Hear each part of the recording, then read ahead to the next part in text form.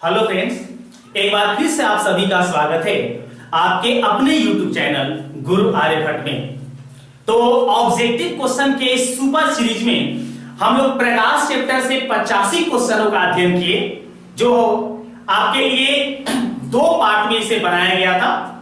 और उस सीरीज को आगे बढ़ाने के क्रम में आज इस सुपर टॉनिक में हम लेके उपस्थित हैं मानव नेत्र। ये मानव नेत्र काफी इंपॉर्टेंट टॉपिक है जो आपके प्रत्येक कंपटीशन साइंस के क्वेश्चनों को लेके जरूर आता है।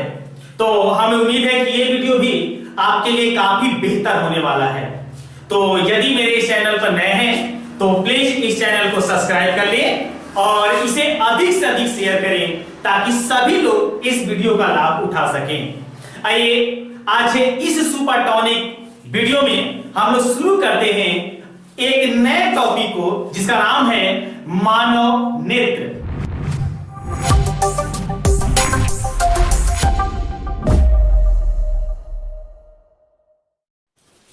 आज के मानव नेत्र से पहला क्वेश्चन लिया गया है जो आपको स्क्रीन पर दिख रहा है। मानव नेत्र अभिनेत्र लेंस की फोकस दूरी को समायोजित करके विभिन्न दूरियों पर रखी वस्तुओं को फोकसित कर सकता है। ऐसा हो पाने का कारण क्या है?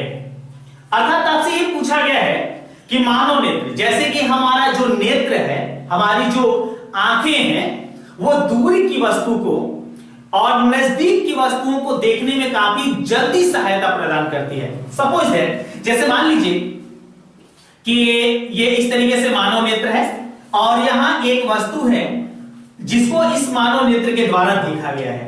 दूसरी बड़ी बात कि यहां पर एक दूरबीन वस्तु है, इसको भी ये मानव नेत्र आसानी से देख लेता है।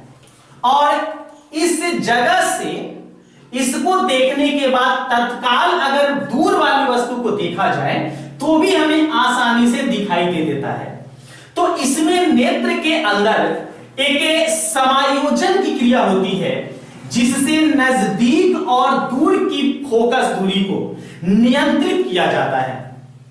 और इसी कारण मानव नेत्र नजदीक की वस्तु और उसी क्षण अगले पल में अगर उसको दूर की वस्तु देखनी हो तो आसानी से और काफी जल्दी देख सकता है।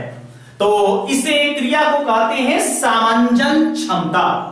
अर्थात अगर इस क्वेश्चन के बारे में हम लोग जाने कि ऐसा क्यों हो पाता है तो इसका सही जवाब होगा ऑप्शन नंबर बी, सामंजन क्षमता के द्वारा। नेत्र में एक सामंजन क्षमता होती है और इसी कारण नजदीक और दूर की वस्तुओं को फोकस ये केंद्रित अर्थात नियंत्रित कर पाता है। तो आई होप आपको समझ में आ गया होगा। इसका सही कौन सा होगा? ऑप्शन नंबर बी, सामंजन क्षमता। आइए देखते हैं अगले प्रश्न को। और अगला प्रश्न इस मानव नेत्र के सीरीज में कैसा है, क्या है? अगला क्वेश्चन है, अभिनेत्र लेंस की फोकस दूरी में परिवर्तन किया जाता है। अभिनेत्र लेंस, जैसे आप लोग शायद जानते होंगे, मानव नेत्र की बनावट लगभग गोलाकार होती है। और मानव नेत्र की बनावट को अगर थोड़ा सा समझें तो मानव नेत्र में एक यहां पर उत्तल लेंस लगा होता है और इसी उत्तल लेंस को कहते हैं अभिनेत्र लेंस। इसको बोला जाता है अभिनेत्र लेंस। और इसके पक्ष भाग में, इस भाग में रेटिना बना होता है और इस रेटिना को हम लोग दृष्टि पटल के नाम से भी जानते हैं।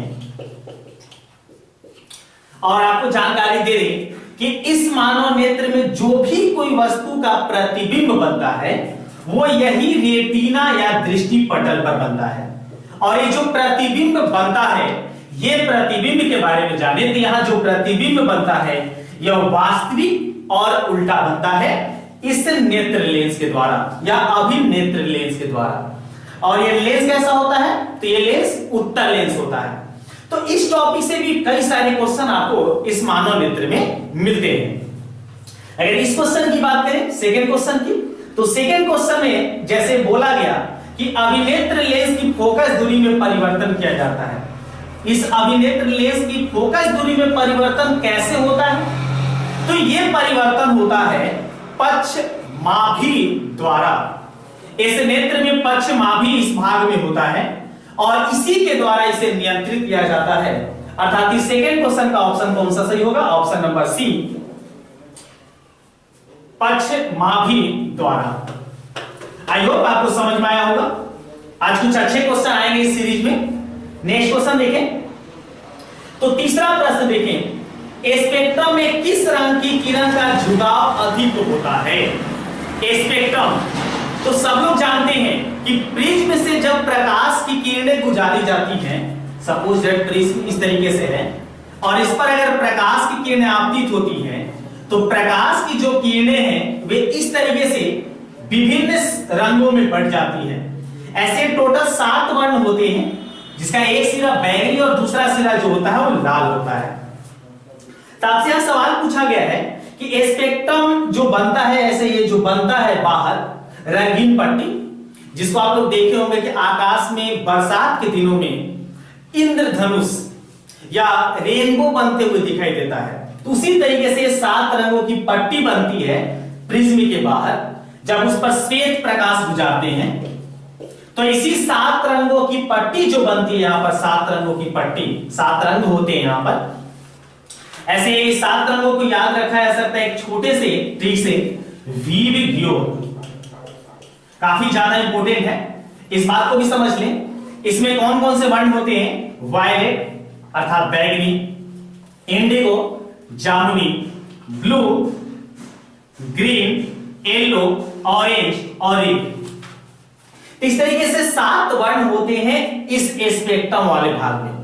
तो आपसे सवाल यह पूछा गया है कि इस स्पेक्ट्रम में सबसे ज्यादा झुकाव किसका होता है? तो देख सकते हैं कि प्रकाश की किरणें जब 7 रंगों में बढ़ती तो सबसे ज्यादा झुकाव ये वायलेट मतलब बैगनी, इसको हिंदी में कहते हैं बैगनी। अर्थात इस क्वेश्चन का सही जवाब कौन सा हो जाएगा? ऑप्शन नंबर डी, बैगनी। अगर हमसे पूछता कि सबसे कम किसका झुकाव होता है, तो सबसे कम झुकाव होता रेड का मतलब लाल का। काफी ज्यादा इंपॉर्टेंट है और बहुत ज्यादा एग्जामिनेशनों में पूछे जाते हैं। साइंस में बहुत ज्यादा क्वेश्चन पूछे जाते हैं कि सबसे ज्यादा झुकाव बैगनी का और सबसे कम झुकाव लाल का। आइए नेक्स्ट क्वेश्चन देखते हैं। अगर किसी प्रकार का कोई प्रॉब्लम हो तो जरूर कमेंट बॉक्स में जवाब दें। आइए नेक्स्ट क्वेश्चन देखते हैं। स्पेक्ट्रम प्राप्त करने के लिए किसका उपयोग होता है? स्पेक्ट्रम अगर प्राप्त करना है तो किसका प्रयोग होता है? तो अभी अभी बात किए थे, स्पेक्ट्रम प्राप्त जो होता है या किया जाता है तो उसके लिए हमें प्रिज्म की आवश्यकता होती है। इस 5 सतहों से घिरे शीशे के भाग से बना हुआ एक त्रिकोणा आकृति होता है और इसको हम क्या नाम देते हैं? प्रिज्म। मतलब चौथे का कौन सा सही हो जाएगा? Option number D. आइए नेक्स्ट क्वेश्चन देखते हैं। नेक्स्ट क्वेश्चन में क्या है? जो नेत्र निकट की वस्तु को साफ नहीं देख सकता है उस नेत्र में होता है। काफी इंपॉर्टेंट क्वेश्चन और इसमें कई सारे कैंडिडेट कंफ्यूज बिल्कुल अच्छे से हो जाते हैं, एकदम कंफ्यूज हो जाते हैं। लेकिन आज के बाद इसको समझ लीजिए, कंफ्यूज नहीं होइएगा। क्या है? तो निकट की वस्तु साफ नहीं देख सकते हैं। याद रखिए, निकट की वस्तु, अगर निकट की वस्तु साफ नहीं दिखाई देगी तो उसे कहेंगे दूरदृष्टि दोष। दूरदृष्टि दोष या इसे दीर्घ दृष्टि दोष के नाम से भी जानते हैं। तो निकट की वस्तु अगर दिखाई नहीं दी तो उसको क्या कहेंगे? उसे कहेंगे दूरदृष्टि दोष। थोड़ा उल्टा होता है, निकट दिखाई नहीं दिया तो दूरदृष्टि दोष, और अगर दूर की वस्तु दिखाई नहीं दे रही है तो वैसे दोष को कहते हैं निकट दृष्टि दोष। दूर की वस्तु दिखाई नहीं देगी तो क्या कहलाएगी? निकट दृष्टि दोष। तो हमसे यहां क्वेश्चन क्या पूछा गया था? निकट की वस्तु को साफ नहीं देख सकता है, तो इसका कौन सा सही हो जाएगा? ऑप्शन नंबर ए, दूरदृष्टि दोष। अच्छे से इसको याद रखेंगे, निकट दिखाई नहीं देगा तो दूरदृष्टि दोष, दूर दिखाई नहीं देगा तो निकट दृष्टि दोष, जस्ट उल्टा। चलिए, आपको उम्मीद करते हैं कि समझ में आ गया होगा। नेक्स्ट क्वेश्चन देखें। मानव नेत्र में कई सारे ऑप्शन है, 4 ऑप्शन है, आपको दिखाई दे रहा होगा। तो आपसे पूछा गया कि मानव नेत्र में ऐसे लेंस के बारे में यहां पर ऑप्शन दिए गए हैं। तभी बताया कि मानव नेत्र साधारणतः गोलाकार होता है और इसमें एक नेत्र लेंस यहां बना होता है, इस प्रकार से भी बना के बताए थे। और इसके पक्ष भाग में रेटिना होती है, पीछे वाले भाग में। तो ये लेंस कौन सा है, आप समझ पा रहे हैं? देख के बताइए कौन सा लेंस है। बिल्कुल, ये है उत्तल लेंस, अर्थात इसका सही जवाब हो जाएगा ऑप्शन नंबर सी, छठा का उत्तल लेंस। मानव नेत्र में कौन सा लेंस होता है? उत्तल लेंस होता है। नेक्स्ट क्वेश्चन देखें। सामान्य नेत्र के रेटिना पर बनने वाला प्रतिबिंब होता है। बिल्कुल याद है, नेत्र के रेटिना पर, नेत्र का रेटिना, नेत्र का रेटिना याद है हम लोगों को। इस पर कैसा प्रतिबिंब बनता है? तो यहां प्रतिबिंब बनता है वास्तविक और उल्टा। बिल्कुल याद रखेंगे अच्छे से, काफी ज्यादा इंपॉर्टेंट क्वेश्चन, वास्तविक और उल्टा। ऑप्शन नंबर कौन सही हुआ? Option number C. 9 नंबर में देखते हैं क्या क्वेश्चन है। 9 नंबर को देखें तो नेत्र के उस गुण को जो भिन्न भिन्न दूरी पर स्थित वस्तुओं को फोकस करने में मदद करता है उसे क्या कहते हैं? तो अभी जस्ट पहला क्वेश्चन यही था हमारा, अर्थात इसका सही जवाब होगा समंजन क्षमता। काफी आसान क्वेश्चन। आइए अगले क्वेश्चन को देखते हैं। 10 नंबर में है कि दूर दृष्टि दोष वाली आंख साफ साफ नहीं देख सकती है। अभी क्वेश्चन आया था पीछे, दूर दृष्टि दोष जिसको होता है वो कहां की वस्तु दिखाई नहीं देती है, पता है हम लोग को? कौन सा? बिल्कुल, निकट की वस्तु दिखाई नहीं देती है। दूर दृष्टि वाले दोष जो होते हैं उसमें निकट की वस्तु दिखाई नहीं देती है। लेकिन यहां हमसे वो पूछा नहीं है, हमसे पूछा है कि दूर दृष्टि दोष वाली साफ साफ देख सकती है। तो जवाब होगा 10वां का ए, दूर की वस्तु को। दूर की वस्तु को साफ साफ देख सकता है, लेकिन निकट की वस्तु से साफ साफ नहीं दिखाई देगा। चलिए नेक्स्ट क्वेश्चन, मजा आ रहा है। 11 नंबर, निकट दृष्टि दोष वाला व्यक्ति देख सकता है। आइए आ गया, निकट दृष्टि दोष वाला, अगर किसी को निकट दृष्टि दोष है तो क्या देख सकता है? आप जल्दी से बताइए कौन सा? निकट दृष्टि दोष वाला वस्तु जो है वो दूर की वस्तु को नहीं देख सकता है। तो देख कहां कर सकता है? तो दूर जब नहीं देखेगा तो निकट देखेगा, अर्थात इसका सही होगा ऑप्शन नंबर डी, निकट की वस्तु को वह अच्छे से देख सकता है। चलिए 12 नंबर एक चित्र से लिया गया है। 12 नंबर में देखिए एक फिगर है, आपको बताना है निम्नांकित चित्र क्या सूचित करता है। मतलब बताना है कि कौन सा दृष्टि दोष को व्यक्त करता है। नेत्र लेंस की स्थिति बनाई गई है। तो याद रखेंगे कि अगर नेत्र लेंस से प्रकाश की किरणें जो इस तरीके से आपतित होती हैं और ये प्रकाश की किरणें अगर चली गई रेटिना के बाहर, रेटिना से चली गई दूर, तो नाम आएगा दूर दृष्टि। याद रखें, रेटिना से चला गया दूर तो नाम आएगा दूर दृष्टि दोष। रेटिना के रह गया नजदीक तो नाम आएगा निकट दृष्टि दोष। रेटिना के निकट हुआ तो निकट दृष्टि दोष, रेटिना से दूर गया तो नाम आएगा दूर दृष्टि दोष। काफी आसान फिगर को समझ सकते हैं हम लोग। इसका सही जवाब होगा ऑप्शन नंबर ए, दीर्घ दृष्टि दोष, क्योंकि दूर दृष्टि दोष को दीर्घ दृष्टि दोष भी कहते हैं। आइए नेक्स्ट क्वेश्चन देखते हैं। आंख व्यवहार करती है, बताइए कौन सा ऑप्शन सही है। आंख में कौन सा लेंस होता है? आंख में कौन सा लेंस होता है? तो अभी बताए तो थे, आंख में इस तरीके का लेंस एक होता है, तो ये है उत्तल लेंस। तो नेत्र में पूछा गया है, आंख में पूछा गया कौन सा लेंस है, कैसा व्यवहार करती है? तो उत्तल लेंस की तरह, मतलब ऑप्शन नंबर बी सही होगा इसका। चलिए नेक्स्ट क्वेश्चन देखें। सामान्य आंख के लिए स्पष्ट दृष्टि की न्यूनतम दूरी होती है। मोस्ट इंपोर्टेंट, ये हर जगह देखने को, साइंस के क्वेश्चनों में हर जगह आपको देखने को मिल जाता है। स्पष्ट दृष्टि की न्यूनतम दूरी अभी बताए थे, जैसे सपोज दैट इस तरीके से ये नेत्र हो गए, तो नेत्र निकट की वस्तु अगर देख सके, अगर नेत्र के काफी नजदीक वस्तु रखेंगे तो वो दिखाई नहीं देती है। तो कम से कम ये जो दूरी होनी चाहिए जिस पर वस्तु दिखाई दे, तो आप अच्छे से याद कीजिए, ये दूरी कम से कम होगा 25 सेंटीमीटर। तो स्पष्ट दृष्टि की जो न्यूनतम दूरी होती है वो होती है 25 सेंटीमीटर। और अधिकतम की बात कर दी जाए कि नेत्र का अधिकतम दूरी कितना होगा, तो ये माना गया है अनंत।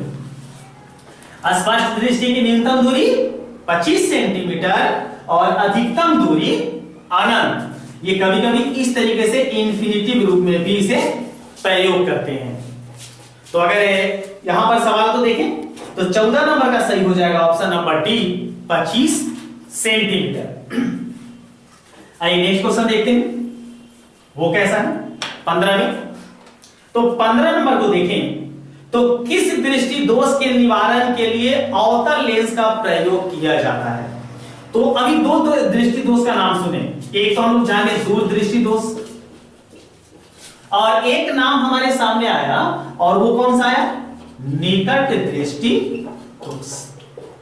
याद रखिए, तो दूर दृष्टि दोष के निवारण के लिए हम उत्तल लेंस का प्रयोग करते हैं, और अगर निकट दृष्टि दोष के निवारण की बात करें तो इसमें हम लोग अवतल लेंस का प्रयोग करते हैं। अच्छे से याद रखें, इसके लिए हम हमेशा बताते हैं, एक पद याद रखेंगे जिसको आप अच्छे से याद रखते हैं, और वो याद रखते हैं, वो शब्द याद रखिए अग्नि। एक शब्द आप लीजिए जिसका नाम है अग्नि। आप यहां से ग जो है इसको साइलेंट कर दीजिए, आपको याद रखने में सहायता देगा।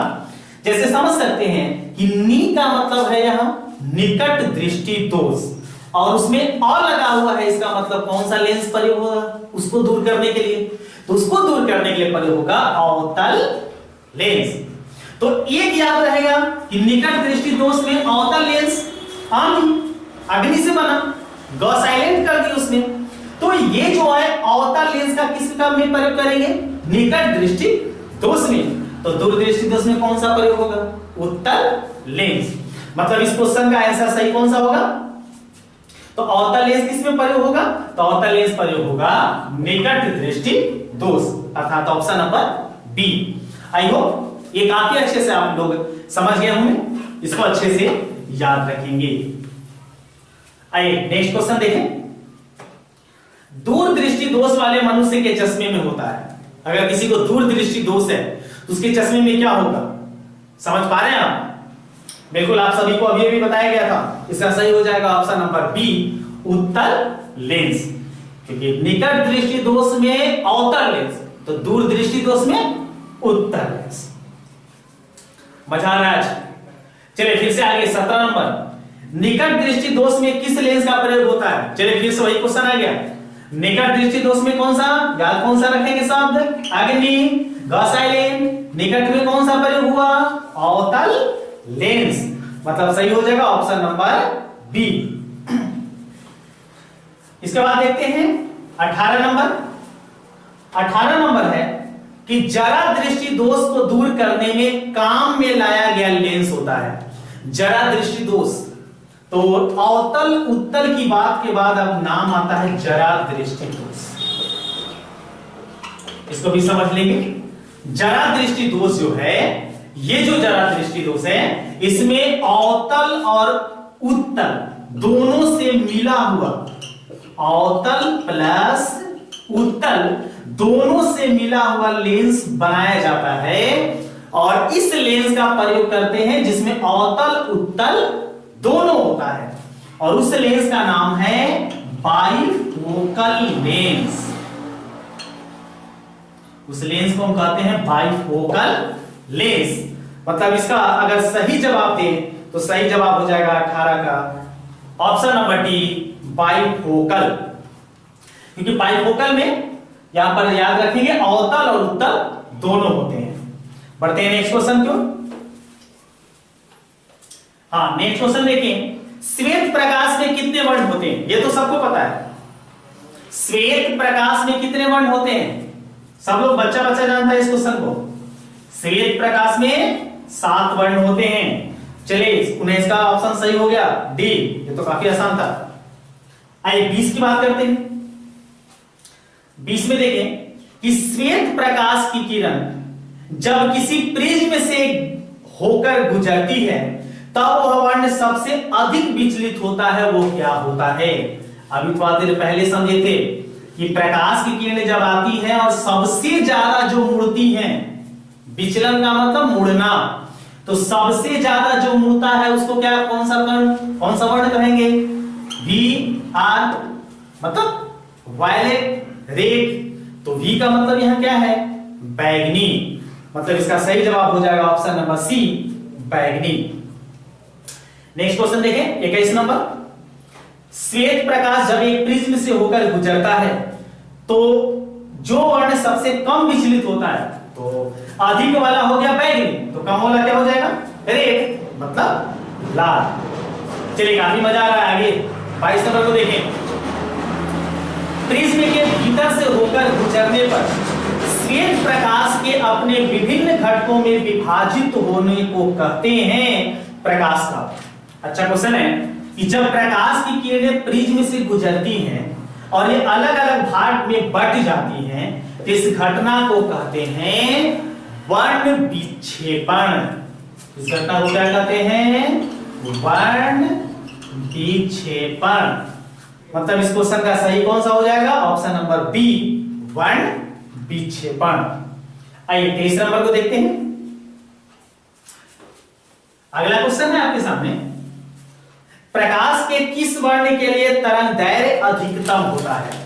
तो प्रकाश में 7 वर्ण होते हैं, ऐसे याद रख सकते हैं, जिसमें हम अभी बताए थे एक छोटा सा कि ये जो 7 वर्ण होते हैं इसमें याद रखेंगे कि बैगनी का जो बैगनी है, इस बैगनी का तरंग दैर्घ्य सबसे कम होता है और लाल का जो तरंग दैर्घ्य है वो सबसे अधिक होता है।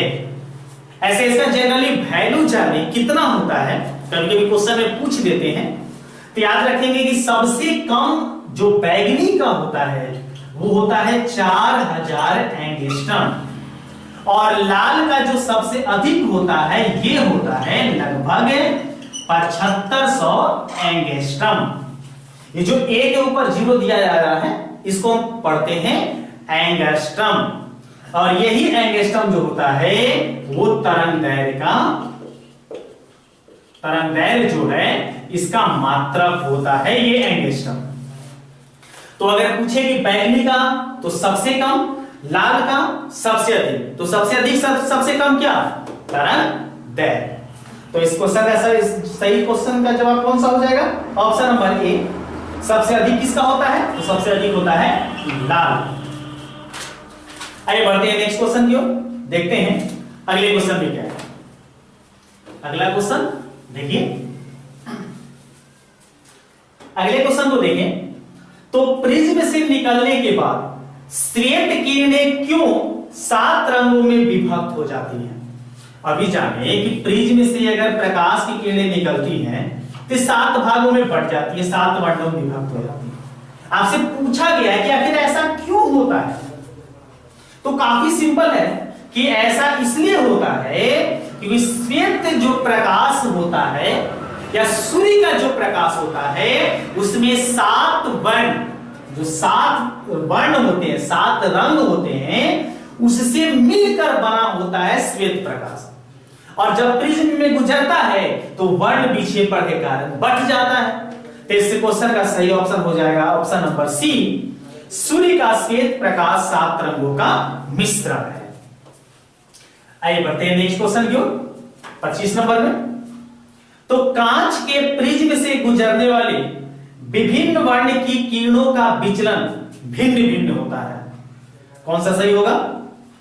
जैसे पूछा गया कि कांच का अगर प्रिज्म है, इसमें इस तरीके से गुजारे हम प्रकाश के किरण, 7 रंगों में बटा, तो 7 रंगों में बटा तो इसका विचलन अलग अलग होता है। जैसे बैगनी सबसे ज्यादा मुड़ा, लाल सबसे कम मुड़ा, इसी तरीके से और भी प्रकाश की किरण इस तरीके से मुड़ती है इसी बीच। तो जो अन्य प्रकाशों को मुड़ने की जो घटना है, ये विचलन की जो क्रिया है, वो अलग अलग क्यों होती है?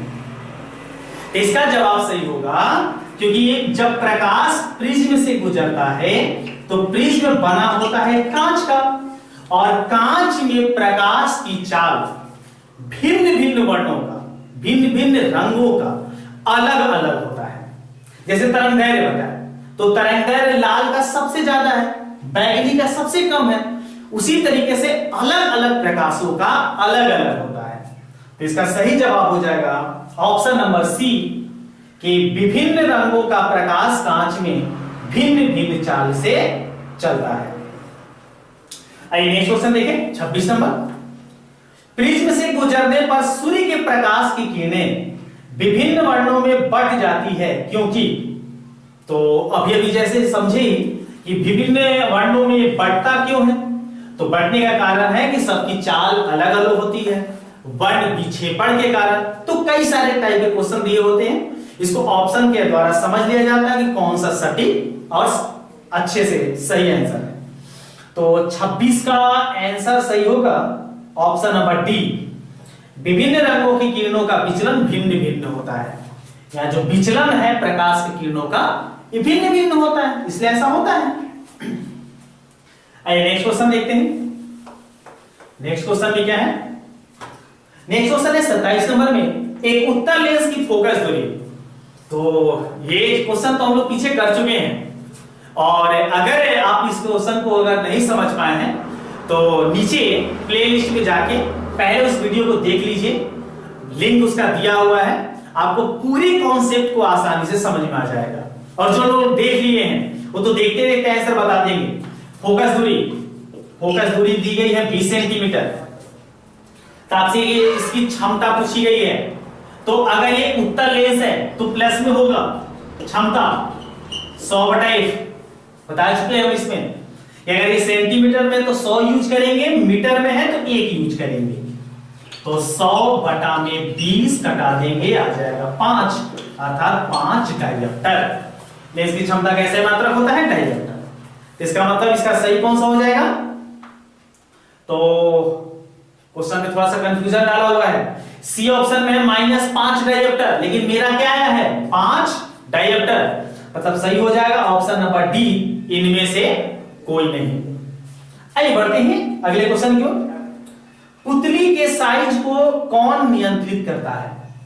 नेत्र में जो पुतली होती है, आपको कभी ऐसा अनुभव हुआ होगा कि अगर काफी ज्यादा लाइट से, मतलब सूर्य के प्रकाश में से, धूप से अगर किसी अंधेरे कमरे में चले जाते हैं तो होता क्या है कि कुछ देर तक आसपास की वस्तुएं दिखाई नहीं देती हैं, और कुछ समय के बाद वो ऑटोमेटिक दिखाई देना शुरू हो जाती है। तो ये जो कार्य होता है वो नेत्र में पुतली होती है, इस पुतली के कारण होता है। तो आपसे पूछा गया कि इस पुतली को नियंत्रित कौन करता है, जिसके कारण हमें कम प्रकाश और अधिक प्रकाश में जाने की स्थिति में थोड़े देर के बाद दिखाई देता है। तो इसमें इसका पुतली के साइज को नियंत्रित करता है और उसका नाम है परितारिका। मतलब इसका ऑप्शन नंबर कौन सा सही होगा? ऑप्शन नंबर बी, परितारिका। चलिए उसके बाद 29 नंबर देख लेते हैं। 29 नंबर को अगर समझें तो इसको हम लोग अभी अभी इसी सेशन में पूरा किए। आप लोगों को समझ में आ गया होगा कि कौन से क्वेश्चन का आंसर होगा। देखिए समझिए, ऐसे हम समझा देते हैं। किस दृष्टि दोष को अवतल और उत्तल दोनों लेंसों से बने द्विफोक्सी लेंस द्वारा दूर किया जाता है, जिसका नाम अभी जाने थे बाइफोकल लेंस। तो बाइफोकल लेंस का प्रयोग किसमें करते हैं? तो याद किए, निकट दृष्टि दोष में अवतल, दूर दृष्टि दोष में उत्तल। तो तीसरा दोष कौन सा आया था? जरा दृष्टि दोष। इस क्वेश्चन का सही जवाब क्या हो जाएगा? ऑप्शन नंबर सी, जरा दृष्टि दोष। चलिए तीसरे नंबर क्वेश्चन को देख लेते हैं। नेत्र में प्रवेश करने वाली प्रकाश किरणों का अधिकांश अपवर्तन किसके द्वारा होता है? अच्छा क्वेश्चन है, काफी ज्यादा महत्वपूर्ण, कि अगर नेत्र में जो प्रवेश करती है, जैसे मान लीजिए सपोज दैट नेत्र इस तरीके से है, तो इसमें जो प्रकाश की किरणें आपतित होती है नेत्र लेंस में, तो इसमें आपसे पूछा गया कि अधिकांश अपवर्तन, प्रकाश की किरणें जब इस तरीके से मुड़ती हैं नेत्र के अंदर, तो नेत्र के अंदर मुड़ने के बाद, जैसे आप जानते होंगे प्रकाश की किरणें ऐसे आती हैं और प्रकाश की किरणों का इस तरीके से मुड़ने की घटना होता है, और यही जब प्रतिबिंब बनता है रेटिना पर तो हमें दिखाई देता है। तो जो मुड़ने की घटना है, आपसे पूछा गया है ये अपवर्तन सबसे ज्यादा किसमें होता है? तो इसका सही जवाब होगा ये जो प्रकाश के जो सामने वाला भाग है, सॉरी नेत्र का जो सामने वाला भाग है, जिसको हम कॉर्निया कहते हैं, सामने वाला जो भाग होता है इसको हम लोग कॉर्निया कहते हैं। और यही कॉर्निया, नेत्र जब डोनेट किसी को हम करते हैं तो यही कॉर्निया को ही दान दिया जाता है। नेत्र में डोनेट, नेत्र पूरा डोनेट नहीं होता है, नेत्र का कॉर्निया ही डोनेट किया जाता है किसी दूसरे व्यक्ति को। तो सबसे ज्यादा अपवर्तन कहां होता है? तो कॉर्निया में होता है। तो इसका सही जवाब हो जाएगा ऑप्शन नंबर सी, कॉर्निया की बाहरी पृष्ठ पर। आइए बढ़ते हैं नेक्स्ट क्वेश्चन की ओर और देखते हैं वो क्वेश्चन कैसा हो। नेक्स्ट क्वेश्चन है हमारा, नेक्स्ट क्वेश्चन है 31 नंबर। जब सूर्य का प्रकाश वायुमंडल से गुजरता है तो वायु के सूक्ष्म कण किस रंग के प्रकाश को अधिक प्रबलता से प्रकीर्णित करते हैं? तो अभी जैसे कि हम जाने कि प्रकाश की जो किरणें हैं उसमें सबसे ज्यादा विचलित कौन सी होती है? तो विचलित होती है बैगनी। लेकिन आकाश में जब छोटे छोटे कणों से जब प्रकाश की किरणें टकराती हैं तो इसमें सबसे ज्यादा जो फैलने वाली किरणें होती है, फैलती है प्रकाश की किरणें, वो फैलता है नीला। और इसी कारण ऐसे इस घटना को हम कहते हैं इसको कहते हैं प्रकीर्णन, प्रकाश का प्रकीर्णन। और इसी कारण आकाश का रंग जो है वो नीला दिखाई देता है। इस क्वेश्चन का सही जवाब हो जाएगा ऑप्शन नंबर डी, नीला। आइए नेक्स्ट क्वेश्चन को देखते हैं 32 नंबर। मानव नेत्र कार्य करता है, मानव नेत्र किस तरीके का कार्य करता है?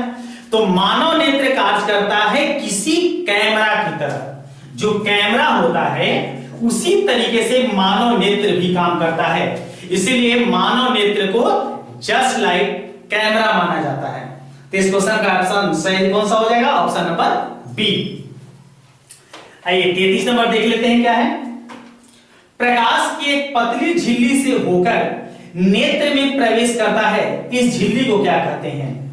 तो ऐसे इस झिल्ली को कॉर्निया कहते हैं। थोड़ा देर पहले बताए थे कि नेत्र के शुरुआती भाग में कॉर्निया होता है, इस भाग में, और यहीं से प्रकाश की किरणें होती हैं प्रवेश। तो इसका ए ऑप्शन सही है। लेकिन अगर बी ऑप्शन को देखें, स्वच्छ मंडल, तो स्वच्छ मंडल से भी प्रकाश किरणें प्रवेश करती हैं, इसलिए इसका सही ऑप्शन हो जाएगा 33 का ऑप्शन नंबर डी। 34 नंबर देखें। नेत्र गोलक की आकृति लगभग होती है, नेत्र गोलक, जैसे नेत्र जिस गोलाई का होता है, सपोज इस तरीके का गोलाई का होता है, इसमें लेंस लगे होते हैं, तो ये जो गोलाई का होता है इसी को कहते हैं नेत्र गोलक, इसको बोला जाता है नेत्र गोलक। तो नेत्र गोलक साधारणतः गोलाकार होता है, अर्थात इस क्वेश्चन का ऑप्शन सही हो जाएगा ऑप्शन नंबर बी। 35 देख लेते हैं। नेत्र गोलक का व्यास कितना होता है? जैसे नेत्र गोलक है तो ये व्यास जो है ये लगभग कितना होता है? तो इसका व्यास लगभग माना गया है वो होता है 2.3 मिलीमीटर। अच्छे से याद करेंगे। आज का ये मेरा लास्ट क्वेश्चन है कि किसी भी नेत्र गोलक का जो व्यास है, ये व्यास होता है लगभग 2.3 मिलीमीटर, अर्थात 2.3 मिलीमीटर इसका होता है। तो इसका सही हो जाएगा ऑप्शन नंबर ए। तो आई होप ये मानव नेत्र का जो सुपर टॉनिक हम आपके सामने लिया गया था आपको काफी अच्छा लगा होगा। इस मानव नेत्र का सुपर टॉनिक पार्ट 2 बहुत जल्दी आपके सामने लेके आएंगे। तब तक के लिए धन्यवाद।